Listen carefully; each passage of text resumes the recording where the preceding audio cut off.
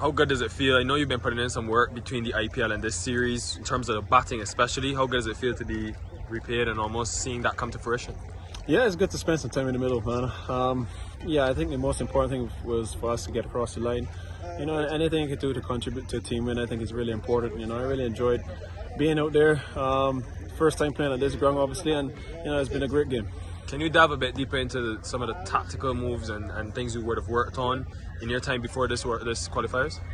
Well, today, for me, I was just trying to play the situation as best I possibly can.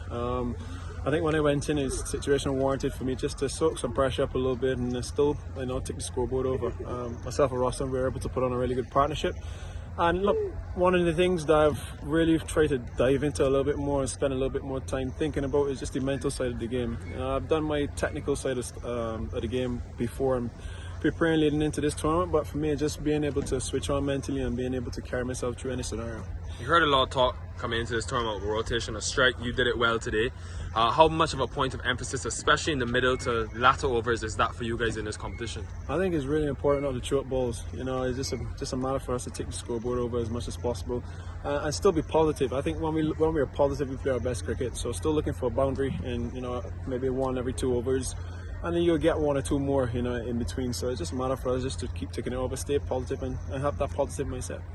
Jason, after the 2018 qualifier, you said you guys have never played cricket like this, where every game has got so much riding on it and so much pressure, and there were moments there today. Did it feel similar-ish in that, you know, there's a lot riding on everything that's happening?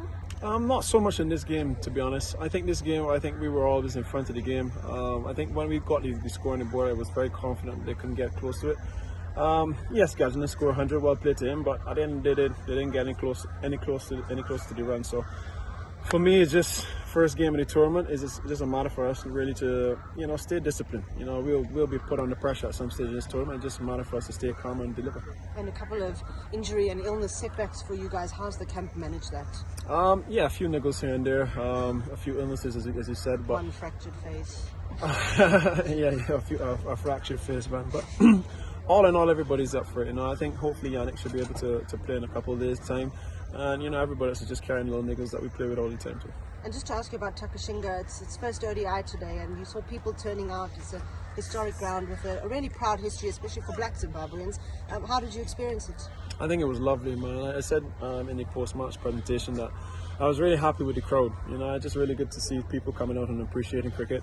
And especially the younger generation, man. A lot of kids were out here today, which is really good to see. Hopefully we could get a lot more kids coming out for the upcoming games, and, you know, hopefully spread the love of cricket here in Zimbabwe. Thank you, Jess. Cheers.